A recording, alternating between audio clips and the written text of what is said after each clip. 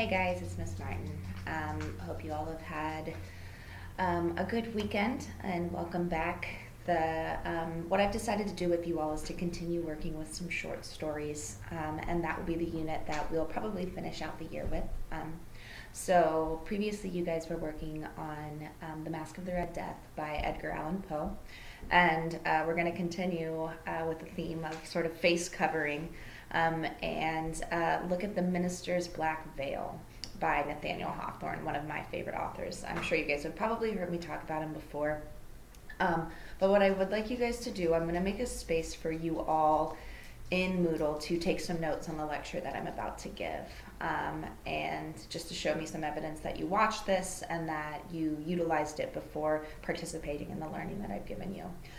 So before you continue with this video, pause for a moment and either get out a piece of paper or open up your Word on the other side of your screen so that you can type as I speak to you. I'll try to speak as slowly as possible, but again, this is digital, so you can always pause if you need a second and backtrack and fill in what you need to fill in. All right, so let's get started. Like I said, the story you're going to be reading is The Minister's Black Veil by Nathaniel Hawthorne. It's a great short story. It's also often followed by the phrase, a parable. So in your notes, I'd like you to write down what a parable is. And basically, it is just a simple, brief story that teaches a moral lesson. And I think that this is a really good opportunity for us to continue our work with creating theme statements, not utilizing just simple words or two-word phrases as themes, because a parable literally is a story that exemplifies a theme or a message. It's also a type of allegory. An allegory, which is another term that I would like you to get down, is a story with both a literal and a symbolic meaning. So in subtitling the story, a parable, Hawthorne indicates that the moral message is conveyed. That is conveyed is important. So there's something that you're supposed to learn when you read this story. Another example of an allegory could be something like The Lion, the Witch, and the Wardrobe. If you're not familiar with the story, the lion towards the end dies and is resurrected, and it is exemplary of the story of Jesus Christ. You'll see a lot of religious allegories more often than not, and that doesn't necessarily stop with Hawthorne. There are lots of religious undertones in his work. So we're going to be looking, as we study this, at theme statements, and symbolism. So that kind of covers what I wanted to talk about with parable and allegory. So let me continue here with my notes that I've got. So you guys do have a pre-reading activity where I would like you guys to consider basically just the premise of the story, which I'll cover in just a moment. But part of it is that there is a minister, someone who works before a congregation, so like a preacher or a priest, and he begins to perform his services while covered with a black veil, which is very disturbing to the parishioners. And I want you all to consider in the pre-reading question, so pause now, and this would probably be a good time to go and complete that if you haven't read the story already, so hopefully you haven't. Props are often used by motivational speakers to make a point. So what could a minister possibly be doing if he chooses to address his congregation with a veil covering most of his face? Why do you think that he would do that? And I want you to support your answer and write at least 2 paragraphs for me. This is kind of a deeper thinking question, but why would someone cover their face? What would the purpose be? Think about when you go to, or when a person would go to a religious ceremony. Why are they attending that? What is a minister trying to do? What are they trying to say typically? And make those connections. All right, so go ahead and do that. And then the next thing that I want you all to focus on in your notes is some information about the author. So if you want to title this Nathaniel Hawthorne, info about the author, whatever you need to do, go ahead. So a couple of things about our author. His name is Nathaniel Hawthorne, like I said, and he was born in Salem, Massachusetts in 1804. If you guys remember when we studied The Crucible, took place in Salem, Massachusetts as well, and it just so happens that Hawthorne had some distant relatives that were participating in the Salem witch trials that we studied earlier this year. I think I mentioned earlier that his most famous novel was The Scarlet Letter, in which the main character, Hester Prynne, is accused of adultery and is forced to wear a scarlet A upon her breast or her chest in order to identify her sin.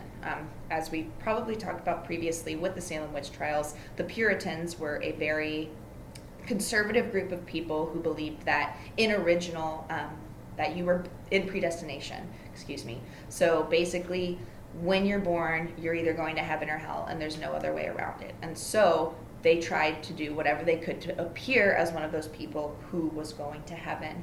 So in the Scarlet Letter, we see an example of public shaming that took place because of the Puritans' belief in predestination. They thought that those that were sinners deserved to be labeled as sinners for life. Like I said, another thing to get in your notes is that Mr. Hawthorne was distantly related, I think about 3 generations, to John Hawthorne. Hathorne, not Hawthorne. So Hawthorne's original name was Hathorne, but he had it changed to Hawthorne because of the shame that he felt, and that he thought he was carrying on some sort of curse because of his relatives past and what they had done. There was a brief moment in which the character of his great-great-great-grandfather was even seen in the Crucible that we read. And so he did change his name, but John Hathorne was one of those judges in the 1692 Salem witch trials. Nathaniel Hawthorne, was enamored with his relatives' involvement in the trial and with Puritan culture as a whole. So a lot of his stories focus on Puritan culture. So in the Salem witch trials, many people were persecuted and executed because of witchery. Nathaniel Hawthorne's ancestor was a part of this dark travesty. So as you read this story, I want you guys to think about how Nathaniel Hawthorne's own sense of value, self-worth, and his writing style would have been influenced by his connection to Puritanism and to the Salem witch trials. So here's just a brief overview of the story. In the story, a minister named Mr. Hooper begins to wear a black veil that covers most of his face. The effect is really startling and unsettling to a lot of the people in his congregation, and so they kind of shy away from him and get disturbed. From then on, the minister never removes the veil after he first comes and begins to preach with it. His decision, like I said, is unnerving to the townspeople, and it casts a darkness over the community. So rumors are flying, people are unsettled, they're nervous. Our characters within the story. Like I said, Mr. Reverend Hooper, he's the minister in that Puritan community within the church. And then it's on that Sunday that he wears the veil and he never removes it, even in front of his own wife. His appearance isolates him from the rest of the community. So we see this idea of like ostracization, being forced to be an outsider. Another character in the story is Elizabeth, who is Mr. Hooper's wife. She begs her husband to remove the veil, and in a way she becomes a vehicle for Hawthorne to voice the fears and thoughts of the rest of the minister's community. All right, I had to pause for a minute, sorry. So like I said, Elizabeth kind of acts as this catalyst for vocalizing all of the community's concerns to her husband.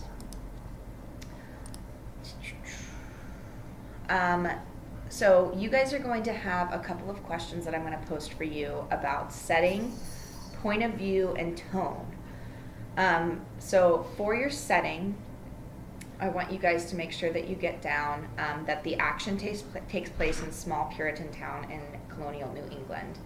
And that Puritan culture was one of extreme religious convictions. It was very conservative. All time was spent either studying the Word of God in church or working. And the point of view of the story is the next thing that I want you guys to get down in your notes. He uses omniscient point of view that only occasionally delves deeply into the minds of the characters. So we have this outside perspective.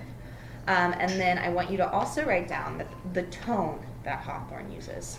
The story's tone is unrelentingly dark. The veil is viewed by the community as something that is very horrific.